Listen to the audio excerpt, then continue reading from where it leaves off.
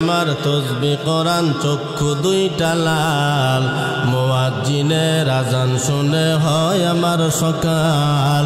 হাতে আমার তসবিহ কোরআন চক্ষু দুইটা লাল, মুয়াজ্জিনের আজান শুনে হয় আমার সকাল। মসজিদটাই আমার ভালোবাসার জায়গা মদিনা, ভালো লাগার জায়গা মদিনা, ভালোবাসার জায়গা মদিনা, ভালো লাগার জায়গা মদিনা। আপন আপন বইলা যারে ভাবছো সারাক্ষণ, আসলে যে কেউ নয় তারা, কেউ নয় রে আপন। ঠিক না? ও আজ না হয় কাল বুঝবা একদিন রে,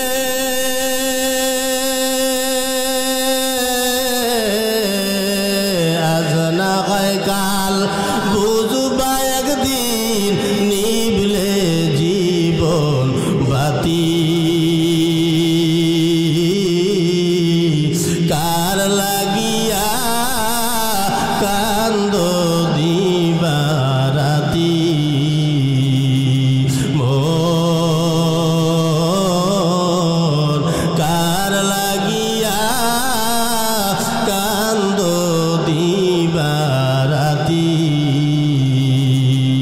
ভেবে দেখো কেউ হবে না, ভেবে দেখো কেউ হবে না তোমার সঙ্গের সাথী, কার লাগিয়া কান্দো দিবারাতি। ঠিক না? সাবধান, নিজে কিছু নিয়া যাইও কবরের জন্য।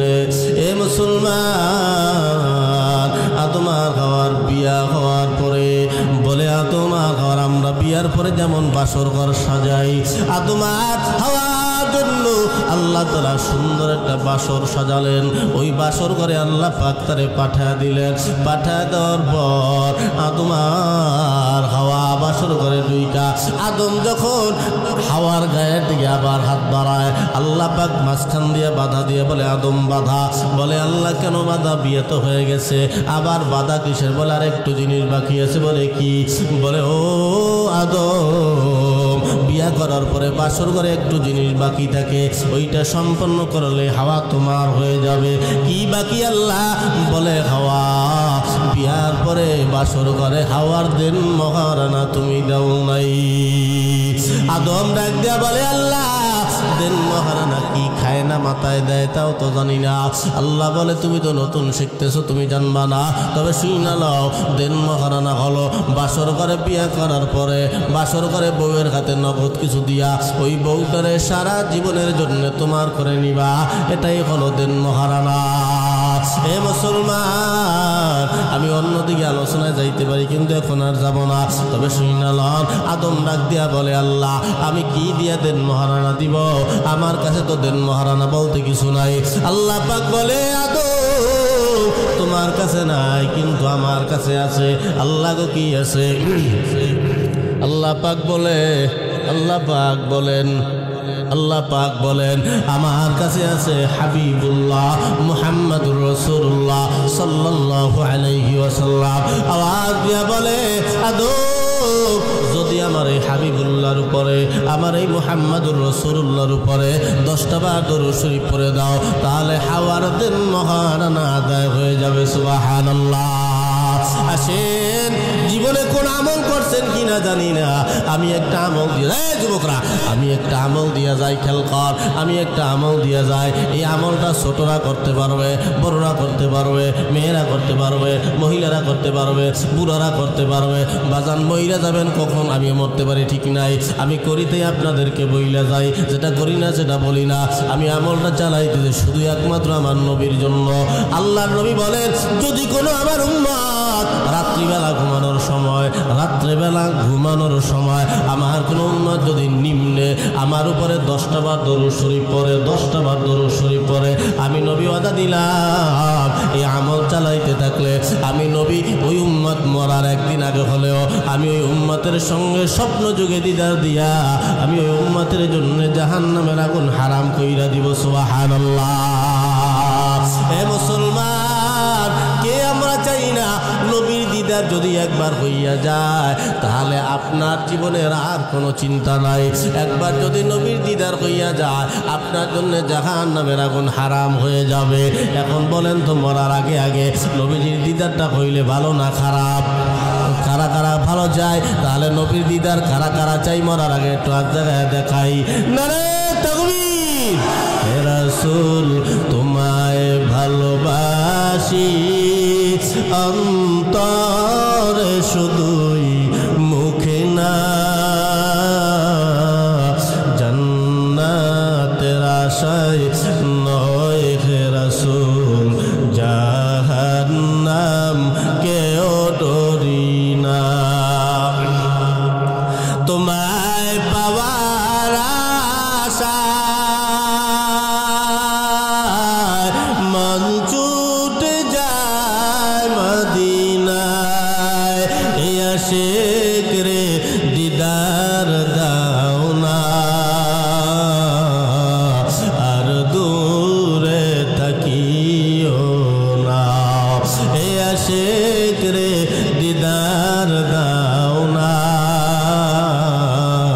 আর দূরে থাকিও না। চিল্লা বলি না মারহাবা।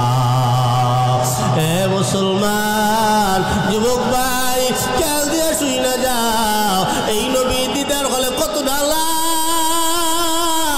এই নবী তোমার আমার দিদার কেন দিবেন আর কেনই আমরা নিব না?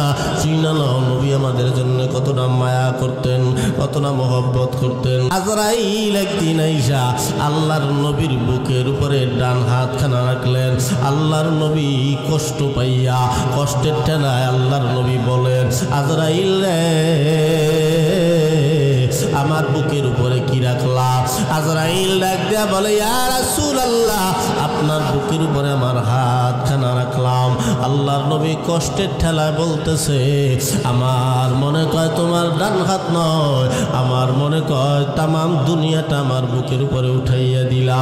আজরাইল বলে, কি বলেন হুজুর? তামাম দুনিয়া আজ পর্যন্ত যত মাখলুকাতের জান কবাস হইছে, কিয়ামত পর্যন্ত যত মাখলুকাতের জান কবাস হবে, এত সহজভাবে আমি কারো জান কবাস করি নাই আর করব না। আপনারটা যত সহজভাবে করতেছি। আল্লাহর নবী বলেন, এত সহজভাবে করো, এতেই যদি এত কষ্ট হয়, না জানি বেঈমানের জান কবাসে কত কষ্ট হবে। এই নবী এই চিন্তায় পড়ে গেল, গুনাহগার উম্মতের কথা মনে পড়ে গেল। আল্লাহর নবী আজরাইলে ডাক দিয়া বলে, আজরাইল গো, আমার গুনাহগার উম্মত গুলারেও কি তুমি এইভাবে মারবা, কষ্ট দিয়া মারবা? আজরাইল বলে, ও নবী গো, না, আপনার উম্মতের মধ্যে যারা হবে ঈমানদার, আপনার উম্মতের মধ্যে যারা ভালো হবে, ঈমানদার হবে, তাদের মরণের কোনো চিন্তা থাকবে না, কষ্ট হবে না। কিন্তু যারা বেঈমান গুনাহগার, এদের মরণে কষ্টের কোনো সীমানা থাকবে না। আল্লাহর নবী আওয়াজ দিয়া বলেন, হে আজরাইল, কতটা মায়া। আল্লাহর নবী ডেকে ডেকে বলে, আজরাইল, আল্লাহ আমার এই মরণের সময় গুনাহগার উম্মতের মরণে যত কষ্ট হবে রে, আমার তামাম দুনিয়ার গুনাহগার উম্মতের মরণে যত কষ্ট হবে, সমস্ত কষ্টগুলো তুমি একবারে আমি নবীরে তুমি দিয়া দাও। এটাই হলো মায়া, মুহাব্বত। কারণ কি জানো না? আল্লাহর নবী কথা শুনে দুইটা চোখের পানি ছাইরা দিলেন। এদিক দিয়ে জিবরাইল আমিন ডাক দিয়ে বলে, ইয়া রাসূলুল্লাহ, তাকায় দেখে দুইটা চোখ বে পানিগুলা পড়ে। আল্লাহর নবী বলেন, জিবরাইল বলে, ইয়া রাসূলুল্লাহ আপনি কেন কান্না করেন? দুনিয়ার মায়ায় বলে না, আপনি কেন কাঁদেন? ফাতিমাকে সাইরা যাওয়ার মায়ায় বলে না, হাসান হোসেনকে সাইরা যাওয়ার মায়ায় বলে না। কেন কাঁদেন? নবীকে বলেন না। আল্লাহর নবী বলেন না, জিবরাইল তামাম দুনিয়া যত উম্মত ছিল, যত নবীরা ছিল, এদের উম্মতেরা গুনাহ করলে সঙ্গে সঙ্গে শাস্তি দিয়ে দিত। আমার গুনাহগার উম্মতের বেলায় কি এটা করা হবে? যদি আল্লাহ গুনাহ করার শাস্তিটা সঙ্গে সঙ্গে দিয়া দেয়, আমি নবী মুখ দেখাইতে পারবো না। কি করা যায়? আল্লাহ পাক ওহী পাঠায়, জিবরাইল বন্ধুরে জানাইয়া দাও, তার বন্ধুরে জানাইয়া দাও। কি খুতুর মুতুর করেন কে? কি সমস্যা? বাইরে যান, বাইরে যান। খুতুর মুতুর করেন, কেমন লাগে না খাওয়ার? হ্যাঁ, থামাই দেওয়া লাগলো আমার। আল্লাহর নবী বলেন, আজ জিবরাইলকে আল্লাহ পাক দেখ দিয়া বলে, জিবরাইল বন্ধুরে জানায় দাও, বন্ধুর উম্মতেরা গুনাহ করবে কিন্তু শাস্তিটা সঙ্গে সঙ্গে দেওয়া হবে না। আল্লাহর নবী তারপরেও কাঁদে। কেন কাঁদে? আওয়াজ দিয়া বলে, জিবরাইল আমার এই গুনাহগার উম্মতগুলারে ছাইরা আমার যাইতে মনে চায় না। আমি যদি চলিয়া যাই আমার এই গুনাহগার উম্মতের কি হবে? তাদের দায়িত্বগুলো কে নেবে? এই চিন্তায় পড়ে গেল। আল্লাহ পাক আবার জিবরাইল ওহী পাঠায়, জিবরাইল জানায়া দাও, আপনার বন্ধু আমার বন্ধু যদি দুনিয়া থেকে চলে যায় তাহলে কোনো সমস্যা হবে না। তার উম্মতের জন্য চিন্তা করতে নিষেধ করবা। তারে জানায়া দাও আমার বন্ধু মারা যাওয়ার পরে তার সমস্ত উম্মতের দায়িত্বগুলা স্বয়ং আমি আল্লাহ তাআলা নিজ কুদরতি হাতে নিয়ে নিলাম। সুবহানাল্লাহ। মায়া কারে কয়? এই জন্যই আমরা কুনতুম খায়রা উম্মত, আমরা শ্রেষ্ঠ নবী শ্রেষ্ঠ উম্মত। আমরা এমনি এমনি নয়, স্বয়ং আল্লাহর হাতে আমাদের দায়িত্বখানা। স্বয়ং আল্লাহ আমাদেরকে মহব্বত করে। এই জন্যে বাজান আমল খানা দিয়ে গেলাম। যুবক ভাই, তুমি মোবাইল চাপা রাত 12টা 3টা 4টা পর্যন্ত সমস্যা নাই, করো। তুমি মেয়েদের সাথে চ্যাটিং করিয়া বেড়াও, প্রেম করিয়া বেড়াও, সমস্যা নাই। কিন্তু আমি তোমার আমলটা দিয়া যাই, কারণ আমি জানি আমল করলে আরো আমল করার সহযোগিতা হয়। আমল যদি প্রতিদিনের নিয়ত করতে থাকো, প্রতিদিন করতে থাকো, ওই এক আমলে তোমার হাজারো খারাপ কাজ থেকে ওই আমলে ফিরাইয়া দেবে।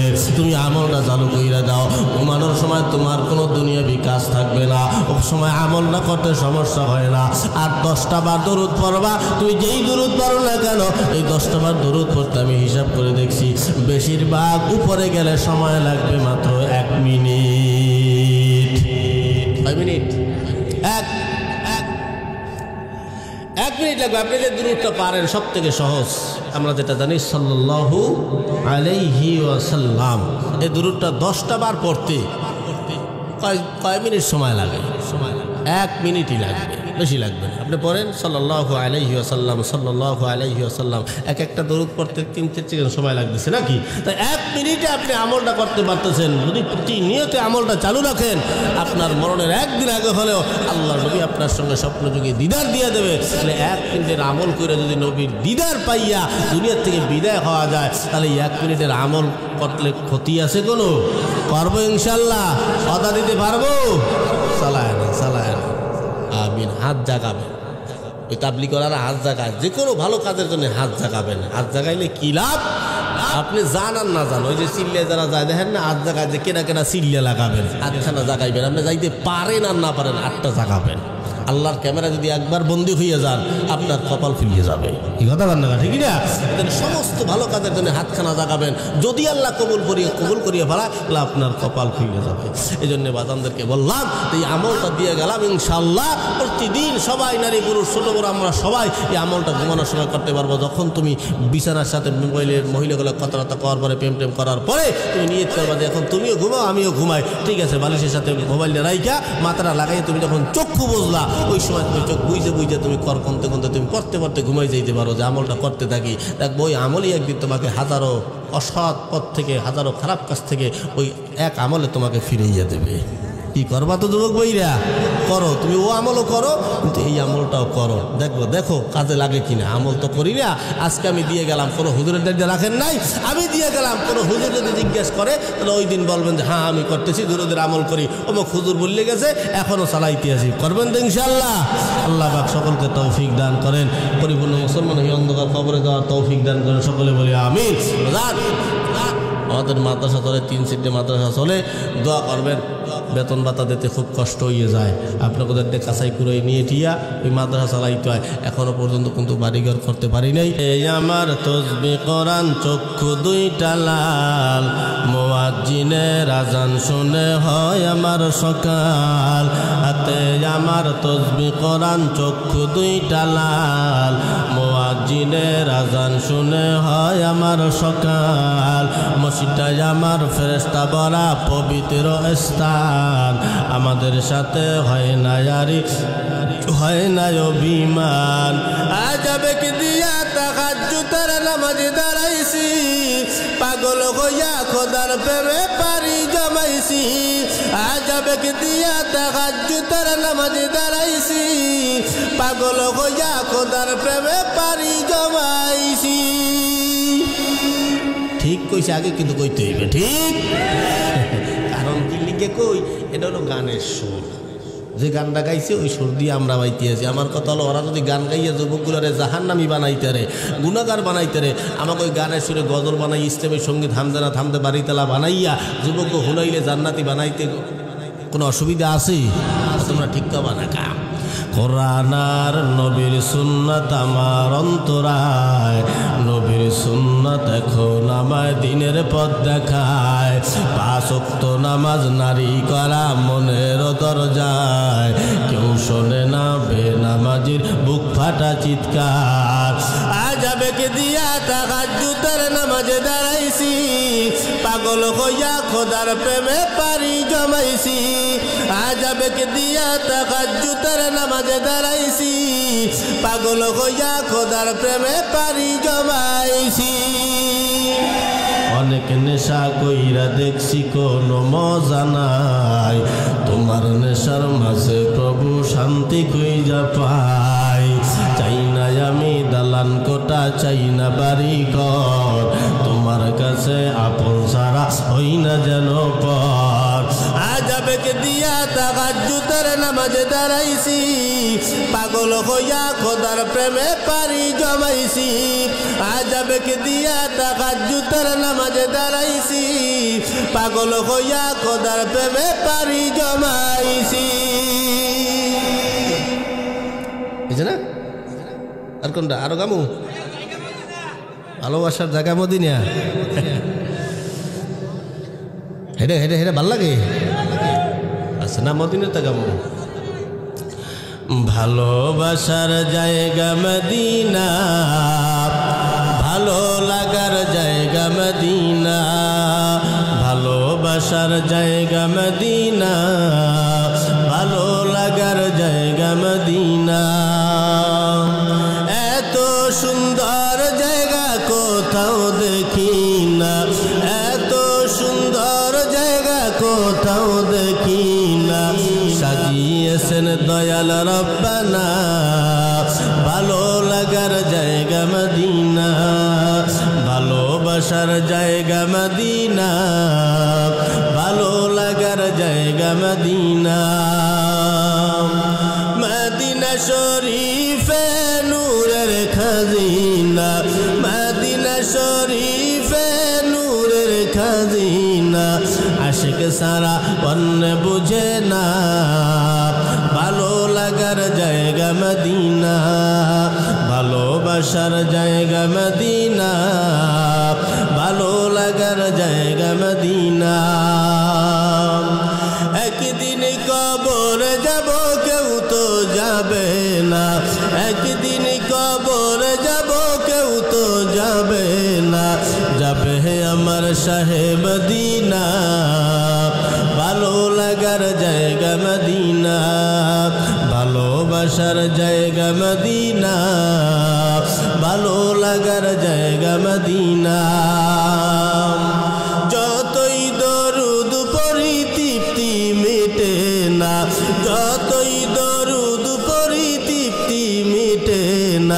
সুন্নতে মা শান্তি থাকে না ভালো লাগার জায়গা মদিনা ভালোবাসার জায়গা মদিনা ভালো লাগার জায়গা মদিনা আমার জীবনে অনেক বেশি গুনাহ আমার জীবনে অনেক বেশি গুনাহ হায় হাবিবের কদম ছাড়ব না ভালো লাগার জায়গা মদিনা ভালোবাসার জায়গা মদিনা ভালো লাগার জায়গা মদিনা ভালোবাসার জায়গা মদিনা ভালো লাগার জায়গা মদিনা চিল্লা বলা যাবে কি মারহাবা